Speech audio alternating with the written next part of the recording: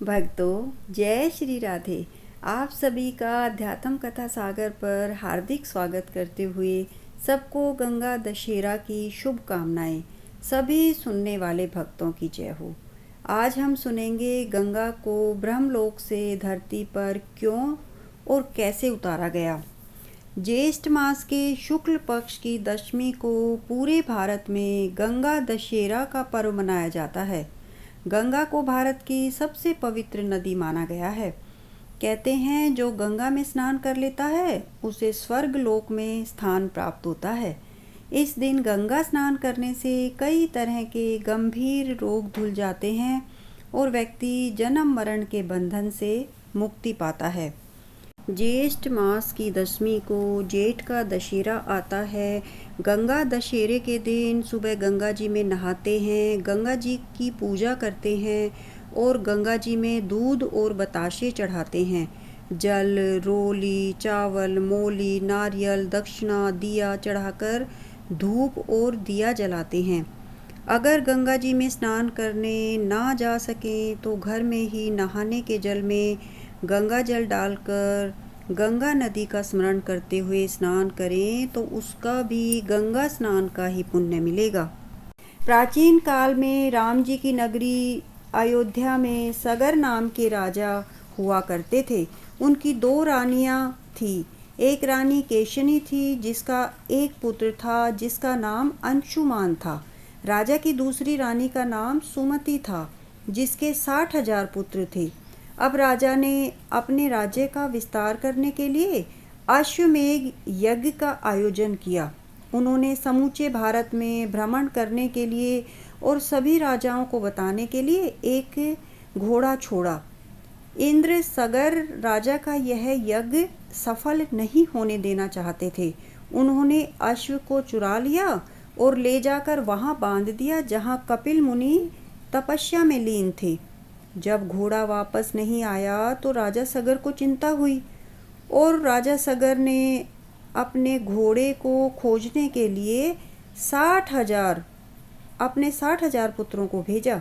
समस्त पृथ्वी में खोजने पर यह घोड़ा नहीं मिला तो राजा ने पाताल लोक में खोजने के लिए खुदाई शुरू करवाई।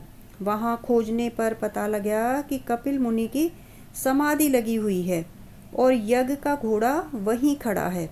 राजा के लड़कों को यह देखकर गलतफहमी हो गई और उन्होंने कपिल मुनि को चोर चोर कहकर पुकारना शुरू कर दिया। कपिल मुनि की समाधि टूट गई तथा राजा के सारे पुत्र कपिल मुनि की क्रोधाग्नि का शिकार हो गए और उसमें जलकर भस्म हो गए। जब राजा सगर ने देखा कि उसके 60,000 पुत्र वापस नहीं आए तो उसने अपने पुत्र अंशुमान को अपने भाइयों को खोजने के लिए भेजा। अंशुमान पिता की आज्ञा पाकर अपने भाइयों को खोजता हुआ जब कपिल मुनि के आश्रम में पहुंचा तो वहां महात्मा गरुड़ ने उसके भाइयों के भस्म होने का सारा वृत्तांत कह सुनाया। गरुड़ जी ने अंशुमान को यह भी बताया कि यदि इनकी मुक्ति चाहते हो तो गंगा जी को स्वर्ग से धरती पर लाना होगा। इस समय अश्व को ले जाकर पहले अपने पिता के यज्ञ को पूर्ण कराओ, इसके बाद गंगा को पृथ्वी पर लाने का कार्य करना। अंशुमान यज्ञ के घोड़े को लेकर यज्ञ मंडप में पहुंचा और राजा सगर को सब वृतांत कह सुनाया। महाराज सगर की मृत्यु के पश्चात अंशुमान ने गंगा जी को पृथ्वी पर लाने के लिए तप किया परंतु वह असफल रहे। इसके बाद उनके पुत्र दिलीप ने भी तपस्या की परंतु उन्हें भी सफलता नहीं मिली। अंत में दिलीप के पुत्र भागीरथ ने गंगा जी को पृथ्वी पर लाने के लिए गोकर्ण तीर्थ में जाकर ब्रह्मा जी को प्रसन्न करने के लिए कठोर तपस्या की। तपस्या करते करते कई वर्ष बीत गए। तब ब्रह्मा जी प्रसन्न हुए तथा गंगा जी को पृथ्वी लोक पर ले जाने का वरदान दिया। अब समस्या यह थी कि ब्रह्मा जी के कमंडल से छूटने के बाद गंगा के वेग को पृथ्वी पर कौन संभालेगा, क्योंकि गंगा ने कहा कि जिस समय मैं धरती तल पर अवतरण करूं, उस समय मेरे वेग को रोकने वाला होना चाहिए। ऐसा न होने पर मैं पृथ्वी को फोड़कर रसातल में चली जाऊंगी। ब्रह्मा जी ने बताया कि भूलोक में भगवान शंकर के अतिरिक्त किसी में यह शक्ति नहीं है जो गंगा के वेग को संभाल सके। इसीलिए उचित यह है कि गंगा का वेग संभालने के लिए भगवान शिव से प्रार्थना की जाए। महाराज भगीरथ एक अंगूठे पर खड़े होकर भगवान शंकर की आराधना करने लगे। उनकी कठोर तपस्या से प्रसन्न होकर शिवजी गंगा को अपनी जटाओं में संभालने के लिए तैयार हो गए। गंगा जी जब देवलोक से पृथ्वी की ओर बढ़ी तो शिवजी ने गंगा जी की धारा को अपनी जटाओं में समेट लिया।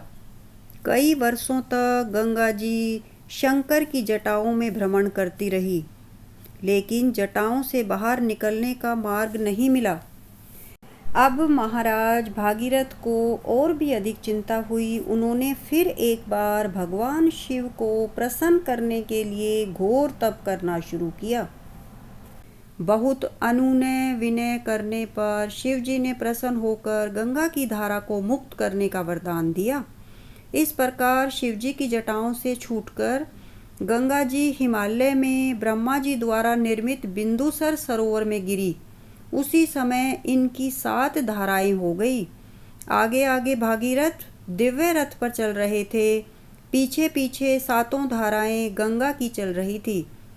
पृथ्वी पर गंगा के आते ही हाहाकार मच गया।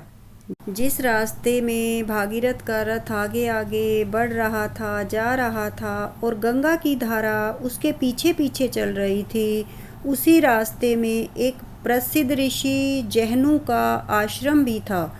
जब ऋषि जहनु ने देखा कि गंगा तो मेरे आश्रम के यहाँ से जाएगी और कुछ इस तरह से मेरी तपस्या में विघ्न पड़ेगा, तो ऋषि जहनु इतने ताकतवर थे कि वे गंगा को ही पी गए। जब भागीरथ ने पीछे मुड़कर देखा तो वे बड़े सोच में पड़ गए कि गंगा कहाँ गई। उन्होंने ऋषि जहनु से जाकर पूछा तो ऋषि ने बताया कि गंगा को तो मैं पी गया हूँ।